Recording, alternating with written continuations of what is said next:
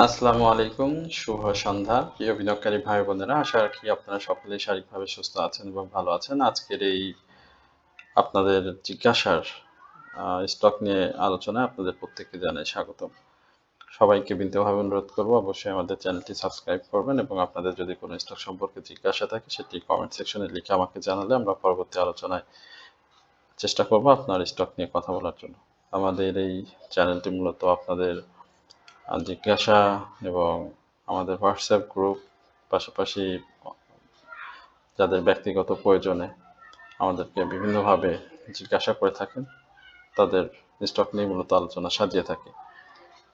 ITC information টেকনোলজির এই স্টকটির support যেই জায়গাটাতে ছিল, আমরা দেখেছি যে ৪৯ টাকা ৭০ পয়সা, সেই সাপোর্টটি ভেঙে ফেলেছে। এখন রিসেন্ট যদি সাপোর্ট এই স্টকটি নিতে চাই তাহলে ৪৭ টাকা ৮০ পয়সার আশেপাশে সাপোর্ট নিতে হবে এবং সেই সাপোর্টটি যদি মিস করে তাহলে এটি আরও ডাউন ট্রেন্ডে চলে আসার সম্ভাবনা রয়েছে। বাট সেক্টরের যে মুভমেন্ট, সেই মুভমেন্টের সাথে আমরা দেখেছি আইটিসি কিন্তু ভালো প্রাইস অ্যাকশন করেছে এবং ইয়ারলি যে লোটি ছিল স্টকটি ৩৬ টাকা সামথিং, ৩৬ টাকা ৫০ পয়সা বা এই ধরনের আশেপাশেই তার যে লোটি ছিল, সেখান থেকে কিন্তু সেক্টরের যে মুভমেন্ট বা মার্কেটে নতুন করে ইন্ডেক্সের নতুন করে যে অগ্রযাত্রা, সেই অগ্রযাত্রায় কিন্তু আইটিসি সামিল হয়েছিল। আশা করি যে স্টকটি ৪৭ টাকা ৮০ পয়সার এই জায়গা থেকে অবশ্যই ঘুরে যাবে এবং যাদের স্টপ লস নেওয়ার সুযোগ হয়েছে তাদের বলবো যে এটি আপনাদের জন্য ভালো, এবং যারা স্টপ লস নিতে পারেননি তাদেরকে বলবো যে আপনারা অবশ্যই ৪৭ টাকা ৮০ পয়সা এই জায়গাটাতে নজর রাখবেন। তবে স্টকটির ভলিউম এখন পর্যন্ত আমার কাছে ভালো লেগেছে এবং এই ধরনের ভলিউম আসলে একটি স্টকের প্রাইস অ্যাকশনের জন্য যথেষ্ট। আশা করি যে যে কারেকশন জোনগুলো ছিল সেগুলো ইতিমধ্যেই শেষ করেছে। সময় দিতে হবে এবং ধৈর্য দিতে হবে, আর ৪৭ টাকা ৮০ পয়সা এই পর্যন্ত নজর রাখতে হবে। যদি এর বাইরে স্টকটি নিচে চলে আসে তাহলে এটি আরও ডাউনে চলে আসবে, আর যদি নিচে না আসে তাহলে আশা করা যায় যে স্টকটি এখান থেকেই তার যে যাত্রা সেটি অব্যাহত রাখবে। সিগন্যালগুলো খুব বড়সড় সেল প্রেশার রয়েছে স্টকটিতে। ইতিমধ্যেই আমরা দেখেছিলাম যে স্টকটি ৪১ বা তারও একটু যদি নিচে চিন্তা করি ৩৮ টাকা, এই জায়গা থেকেই মূলত তার যে প্রাইস অ্যাকশন সেটি কিন্তু শুরু হয়েছিল। আর যদি ক্যাটাগরি ভিত্তিক চিন্তা করি তাহলে স্টকটি নিয়ে খুব বেশি চিন্তা করার খুব বেশি সুযোগ নেই, কারণ তাদের যে ডিভিডেন্ড হিস্ট্রি সেটি মোটামুটি আলহামদুলিল্লাহ খুবই ভালো। আর এখানে পাবলিকের কাছে যে খুব বেশি শেয়ার রয়েছে সেটিও না, মাত্র ৪ কোটির মতো শেয়ার আছে। ফরেন ইনভেস্টররা ছিল স্টকটিতে, এখন মোটামুটি তারাও বের হয়ে গিয়েছে। তো সব কিছু মিলিয়ে আমি মনে করি যে নেক্সটে অবশ্যই এই জায়গা থেকে অথবা ৪৭-৮০ এর মধ্যে থেকেই তাকে আপে যেতে হবে এবং ৪৯ টাকা ৭০ পয়সা উপরে তাকে একটা ক্লোজ করতে হবে এবং সেই ক্লোজ যদি দিতে পারে তাহলে আবারও আমরা ৫১ টাকা ৫০ পয়সার এই জায়গাতে স্টকটিকে দেখতে পাবো। আশা করি যারা আইটিসিতে ছিলেন বা আছেন তারা এই ব্যাপারটা বুঝতে পেরেছেন। আমাদের মানে ব্যাংক সেক্টর নিয়ে অনেক জিজ্ঞাসা ছিল, তার মধ্যে আমাদের সিটি ব্যাংকটা বেশ ভালো লেগেছে এবং আমরা দেখেছি যে সিটি ব্যাংক যে ডাউন ট্রেন্ড, সেই ডাউন ট্রেন্ড থেকে ঘুরে এসেছে এবং প্রাইস মুভমেন্টের জন্য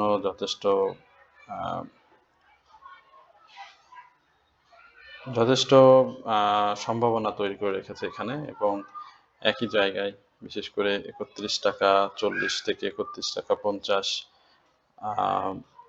থেকে এই জায়গাগুলোতে খুব চমৎকারভাবে সে প্রাইসটা ধরে রেখেছে এবং মার্কেটের যে কোনো পরিস্থিতিতে আমরা দেখতে পাচ্ছি যে সিটি ব্যাংক কিন্তু ভালো করছে এবং সিটি ব্যাংকের যে ইপিএসগুলো এসেছে এবছরে খুব চমৎকার। ডিভিডেন্ডের কথা যদি বলি সেটিও অসাধারণ, ক্যাশ বলেন স্টক বলেন সব কিছুই খুব ভালো। এখানে বিদেশি বিনিয়োগকারী রয়েছেন, ইনস্টিটিউটের বড় একটা অংশ এই ব্যাংকে তাদের বিনিয়োগ রয়েছে। সুতরাং আমি মনে করি যে সিটি ব্যাংক স্লো যে মুভমেন্টের ব্যাপারটি রয়েছে, সেই মুভমেন্টের ব্যাপারটি আসলে খুব বেশি দীর্ঘায়িত করবে না। আমরা হয়তো খুব শীঘ্রই এটি দেখবেন যে ৳৩১.৮০ থেকে ৳৩২ উপরে একটা ক্লোজ দিবে এবং সেই ক্লোজ পরবর্তী সময়ে আমরা এই স্টকটি নিয়ে কেন এত কথা বললাম যে এটি নতুন একটি হাই ক্রিয়েট করবে। আপনি যদি ৳৩১.৪০, ৳৩১.৫০ এই লেভেলে বাই করে থাকেন, তাহলে আপনি খুব শীঘ্রই তার যে ইয়ারলি হাই রয়েছে ৳৩৩.৯০ বা ৳৩৪ র আশা, এটাকে ব্রেক করতে দেখবেন। অর্থাৎ এই জায়গাটাই আপনার একটা প্রফিটের সুযোগ প্রাথমিকভাবে ধরা দিবে। সিটি ব্যাংকে যারা রয়েছেন, সিটি ব্যাংক নিয়ে যারা অনেকবার জিজ্ঞাসা করেছেন, আমি বলব যে সিটি ব্যাংক আপনি দেখেছেন জুলাইয়ের শুরু থেকেই বা জুলাই থেকে যদি আমি চিন্তা করি, এই জুলাই মাসটা তার যে সিগন্যাল সেল প্রেশারের সেই একই জায়গায় ৩০ থেকে ৳৩১.৮০ এই জায়গাটাতে ওঠানামা করেছে। অর্থাৎ প্রাইজের কোনো করতে সুযোগ দেয়নি, ডাউনে আসার কোনো সুযোগ দেয়নি। অর্থাৎ একই জায়গায় সে প্রাইসটাকে ধরে রেখেছে। আপনি যদি মের দিকে দেখেন, জুনে দেখেন বা এপ্রিলের দিকে দেখেন, প্রত্যেকটা মাসে কিন্তু ওঠানামা করেছে। কিন্তু এই জুনটাতে সে কিন্তু প্রাইসটাকে আপ করার খুব বেশি সুযোগ দেয়নি, আবার ডাউনে আসারও খুব বেশি চান্স দেয়নি। ডাউনে আসলেও সেটিকে খুব দ্রুত সে ক্লোজ করেছে। এখন যে জায়গাটিতে আছে ৳৩১.৫০, আমি একটু আগে যে কথাটি বললাম যে ৳৩৩.৪০, অর্থাৎ ৳৩৪ উপরে একটা ক্লোজ। এই প্রাথমিক টার্গেটে আপনাদের প্রফিটের একটা সুযোগ হবে যারা এই লেভেলে বাই করেছেন ৩১.৪০ বা ৩১.১০, হ্যাঁ? এই লেভেলে যারা বাই করেছেন, ইভেন ৩০-২০ এ যারা সুযোগ পেয়েছেন, যদি কারো থেকে থাকে, আপনারা খুব শীঘ্রই এই জায়গা থেকে একটা প্রফিট পাবেন ইনশাআল্লাহ। সিটি ব্যাংক সেই জায়গাতেই দাঁড়িয়ে আছে যেটা ইয়ারলি ব্রেক করবে। তো যদিও এখন সেল সিগন্যাল রয়েছে, বাট এই স্টকটিতে যথেষ্ট বায়ার রয়েছে। সুতরাং আপনারা এটাতে লক্ষ্য রাখবেন এবং এটি আমি মনে করি যে এখন পর্যন্ত সুযোগ, যদি কারো বাই করার সুযোগ থাকে তাহলে আপনারা এটা দেখতে পারেন। বাট আমি সবসময় সাজেস্ট করব যে আমার আলোচনা শুনে যেন বাই না করেন। আপনাদের নিজের ভালো লাগা থেকে আপনারা চেষ্টা করবেন বাই করার জন্য। এরপরে আমরা কুইন সাউথ এই স্টকটি নিয়ে একটু আলোচনা করতে চাই। কুইন সাউথের আলোচনা তো আমরা রিসেন্ট টাইমে এটি করেছিলাম এবং কুইন সাউথের একটা প্রফিটের যে এটা সেটি তো হয়েছে। এখন স্বাভাবিকভাবেই এই জায়গাগুলোতে আপনি ৳19.40 ইভেন তার উপরে একটু আপ অ্যান্ড ডাউনস দেখতে পাবেন। বাট এই জায়গাগুলোতে খুব বেশি সুযোগ দিবে না আপনাকে প্রফিট নেওয়ার বা এখান থেকে আবার মুভ করবে, এই ধরনের সুযোগ এখন আর কুইন সাউথের মধ্যে নাই। কুইন সাউথ একটু কারেকশন জোন শেষ করবে, কারেকশনে এখন আসবে অ্যাকচুয়ালি এবং মাঝে মাঝে তার যে অগ্রযাত্রা, সেখানে মাঝে মাঝে উঁকি-ঝুঁকি দিয়ে ২-১টি গ্রিন ক্যান্ডেল করবে এবং পরবর্তী সময়ে সিগন্যালের একটি শক্তিমত্তা যখন সে পেয়ে যাবে, তখন এখান থেকে সে ব্রেকআউট করার চেষ্টা করবে। তো আশেপাশে যদি আমি আপনাকে বলি যে তার কারেকশন জোন সেটি কতদূর, সেখানে ৳১৭.৮০ পর্যন্ত এই স্টকটি আসার একটা সম্ভাবনা রয়েছে। এখন ইভেন আমার এই আলোচনার পরে স্টকটি দেখলেন ৳২০ হয়ে গেল। হতেই পারে। ৳১.২০ মতো একটা প্রাইস অ্যাকশন হতে পারে এবং সেখানে আপনার যদি প্রফিট থাকে আপনাকে বের হয়ে আসতে, বাট এই চান্সে আমি মনে করি যে ৳২১.১০ এই ব্রেকআউটটা কখনোই শেয়ার মার্কেটে অসম্ভব বলে কিছু নেই। সম্ভব সবকিছুই। তবে আমি মনে করি যে খুব বেশি চান্স থাকবে না যে ৳২১.১০ ব্রেক করার। আপনার যদি প্রফিট থাকে তাহলে সেটি প্রফিট নিবেন বা ইভেন আপনি যদি নেক্সট ডে তে যদি একটা মুভ দেখেন, সেই মুভেও আপনি প্রফিট নিয়ে আবার একটু কারেকশন যেটি বললাম ৳১৭.৮০ এই লেভেল থেকে আ বাই করার চেষ্টা করবেন। তাহলে আপনি ভালো একটা প্রফিটের সুযোগ পাবেন। আর টেক্সটাইল সেক্টরের ব্যাপারটি তো অবশ্যই আমরা আপনাদের সাথে সবসময় শেয়ার করেছি যে ইন্ডেক্সের মুভমেন্টে যে সেক্টরগুলো সবথেকে ভালো আ অবস্থায় রয়েছে, তার মধ্যে টেক্সটাইল সেক্টর অন্যতম। সুতরাং কারেকশন জোনে আসলেও সেটি যে খুব বড় সময় নিয়ে একই জায়গায় ঘোরাফেরা করবে, এই ধরনের সুযোগ এখন এই মুহূর্তে স্টকগুলোতে নেই। আপনি যদি এই কুইন সাউথের বেলায় দেখেন, তার লাইফে কিন্তু এই ধরনের উত্থান-পতন করেই কিন্তু এই হাইটাতে এসেছে। সুতরাং সময় যত দিতে পারবেন ততই আপনার জন্য প্রতিটি স্টকই, শুধু আমরা কুইন সাউথ না বলি, প্রত্যেকটি স্টকের জন্যই ভালো। এলআরবিডি একটু দেখি কি অবস্থা রয়েছে ভদ্রলোকের। দেখেন একটু আপনারা যে তাদের র্যালিগুলো কিভাবে হয়েছে এবং যে প্রাইজ অ্যাকশন হয়েছে, সেই প্রাইজ অ্যাকশনের জায়গাটা থেকে একটু আরেকটু আমরা ই করি। নেক্সট ডে যদি 16 টাকা 20 পয়সা ক্লোজ করে, 20 পয়সার উপরে অবশ্যই ক্লোজ করতে হবে। 16 টাকা 20 পয়সার উপরে ক্লোজ যদি করতে পারে, তাহলে এটি আবারও একটা চান্স দিবে ইয়ারলি হাইটাকে ব্রেক করার, 17 টাকা 10 পয়সা এই লেভেলে।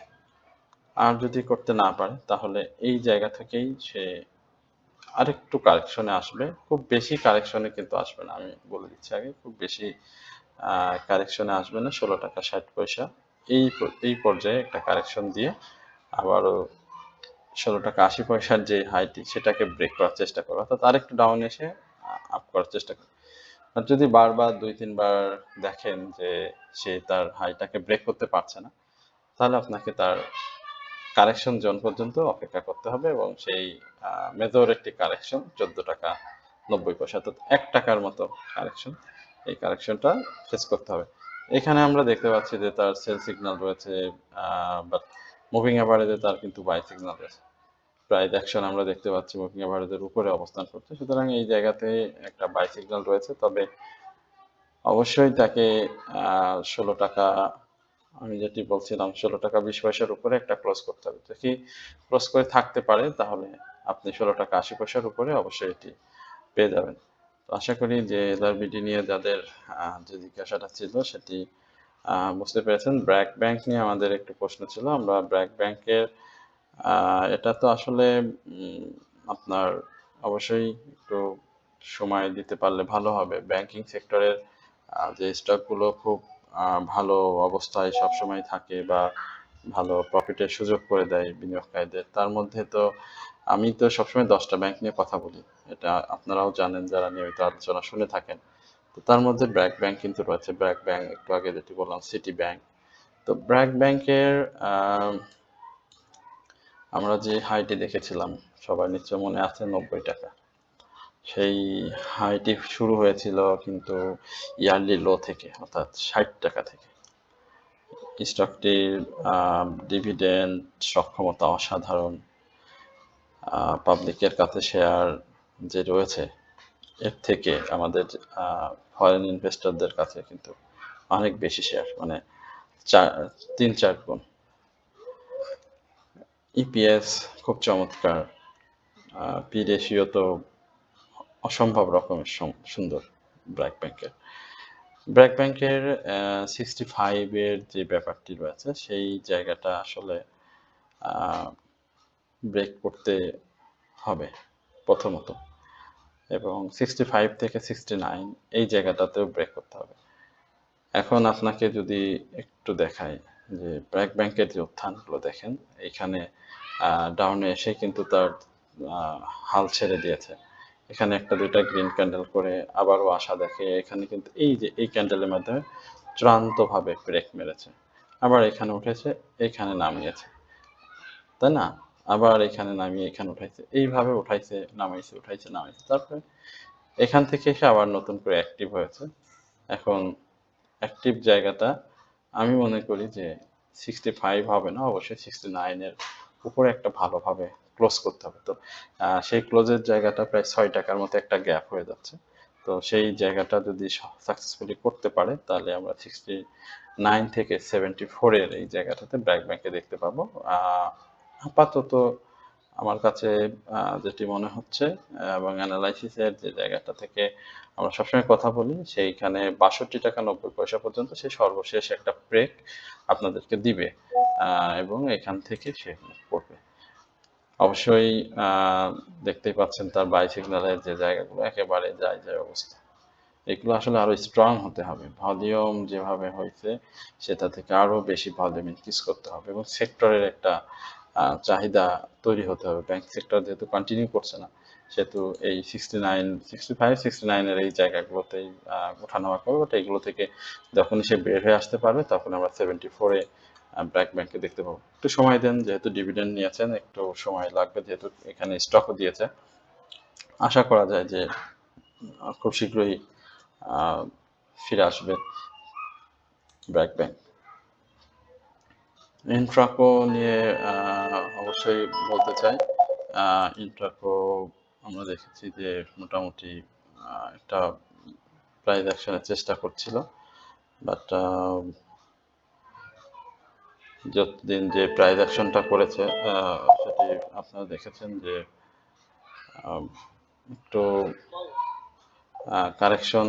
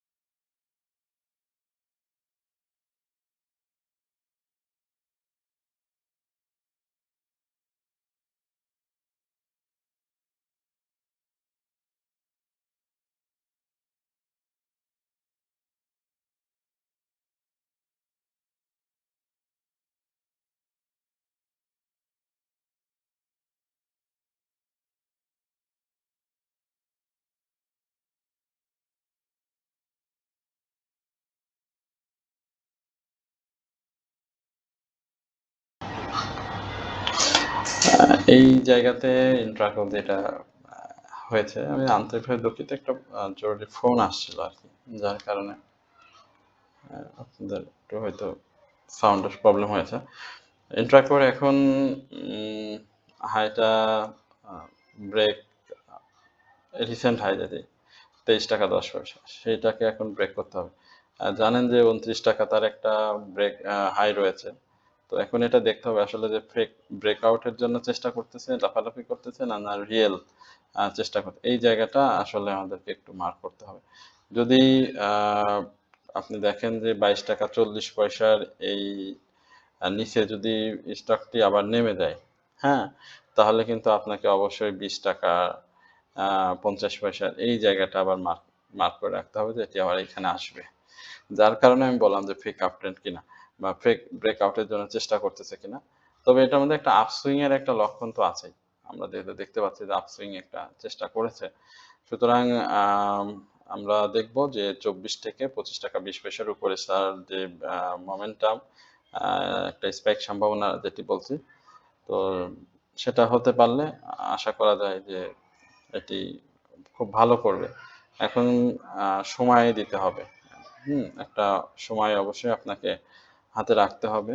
যদি সে এই সময়টা নিয়ে ব্রেকআউট করে ফেলে তাহলে খুব ভালো হবে। আর যদি ব্রেকআউট করতে না পারে তাহলে আপনাকে আবার পুল বাই সুযোগ নিতে হবে, যেটা একটু আগে বলছিলাম যে ডাউনে আসার কথা, যে 20 টাকা 50 পয়সা বা 20 টাকা 50 পয়সা মানে সাপোর্ট জোনের, যেটি আহ, যদি ভেঙে ফেলে তাহলে আপ মুভ যেটা হবে সেটা ডিলে হবে। আর যদি এই 20 টাকা 50 পয়সার মধ্য থেকেই উপরে যাওয়ার চেষ্টা করে বা সাপোর্টটাকে ধরে রেখে যদি সে চেষ্টা করে তাহলে সেটা খুব ভালো হয়। তবে এখানে আরএসআইটা খুব চমৎকার জায়গা রয়েছে। এই জায়গাটাতে একটা আহ, সুযোগ রয়েছে স্টকটি ব্রেকআউট করার, যদিও এখানে খুব ঝুঁকিপূর্ণ। আমি এটা বারবার বললাম যে ক্যান্ডেল ভালো আসেনি। এই যে ধরনের ক্যান্ডেলে দেখেন এই যে জায়গাগুলো এসেছে, এখানে দেখেন যে কত ডাউন এসেছিল, হ্যাঁ, 21 টাকা 40-এ ক্লোজ, সেটা বলছিলাম যে এই ধরনের সম্ভাবনা থাকবে। সুতরাং এই যে কথাগুলো বললাম, যদি বুঝতে হয়তো সমস্যা হতে পারে, যেহেতু মাঝে আমি একটু নিয়েছিলাম, বাট 20 টাকা 50, 21 টাকা 80, আপনি এটা মনে রাখেন। আর হাইটাকে ব্রেক, 23 টাকা 10 পয়সা যদি ব্রেক করে তাহলে এটি 25-26 তার ইয়ারলি যে হাইট রয়েছে সেটাকে টাচ করার চেষ্টা করবে। আশা করি এবার আপনারা বুঝতে পেরেছেন কিছুটা হলে। এবার পিটিএল নিয়ে একটু কথা বলতে চাই। পিটিএল এর আমরা উত্থান পতন দেখেছি এই জায়গাতে। আমাদের ছিল একসময় পিটিএল, দেন কারেকশন আবার উঠেছে, ভালো করেছে, এখানে আবার কারেকশন ধরেছে। এইখানটাতে আমি মনে করি যে আমার সাপোর্টের যে ব্যাপারটি রয়েছে, আহ, এই এই সাপোর্টটা যদি ভাঙে বা এখানে যদি চলে আসে তাহলে কিন্তু এই ডাউন ট্রেন্ডটা বেশ দীর্ঘায়িত হয়ে যাবে। এখানে দেখতে পাচ্ছেন ভলিউমটাও কমে গিয়েছে। পিটিএল এর আসলে যে মুভমেন্ট, সেই মোমেন্টামে যদি আপনি প্রফিটটা বুক করতে না পারেন তাহলে সেটা খুবই খারাপ। তো আশা করি যে যেহেতু শেয়ার সংখ্যা খুবই কম, রিসেন্টলি সে এখান থেকে ঘুরে যাওয়ার চেষ্টা করবে, বিশেষ করে 62 টাকা 80 পয়সা পর্যন্ত। আর বেশি কিছু বললাম না। আর আপনারা যারা আমাদের হোয়াটসঅ্যাপের ওয়াচলিস্ট সম্পর্কে জিজ্ঞাসা করেছেন তাদেরকে বলবো যে আপনারা যদি ওয়াচলিস্ট ব্যাপারে আগ্রহী হয়ে থাকেন তাহলে অবশ্যই আমাদেরকে কমেন্টসে যে নাম্বার রয়েছে সেখান থেকে নিয়ে আমাদের সাথে যোগাযোগ করবেন। আমরা আপনাদেরকে 3টি স্টকের সমন্বয়ে একটি ওয়াচলিস্ট সরবরাহ করে থাকি। তো আশা করি সেটি অবশ্যই আপনাদের জন্য খুব ভালো একটি সুযোগ হবে। তো যারা ওয়াচলিস্ট নিতে চান তারা অবশ্যই আমাদের সাথে যোগাযোগ করবেন। সকলেই ভালো থাকবেন, সুস্থ থাকবেন এবং আজকে যাদের স্টক নিয়ে কথা বলেছি এবং যাদের বলা সম্ভব হয়নি, আমরা অবশ্যই আগামী দিনে আপনাদের স্টক নিয়ে কথা বলবো এবং সবার প্রতি বিনীত অনুরোধ থাকবে অবশ্যই আমাদের চ্যানেলটি সাবস্ক্রাইব করে আমাদের পাশে থাকবেন। এই প্রত্যাশায় আজকের আলোচনা এখানে শেষ করছি। আসসালামু আলাইকুম ওয়া রাহমাতুল্লাহি ওয়া বারাকাতুহু।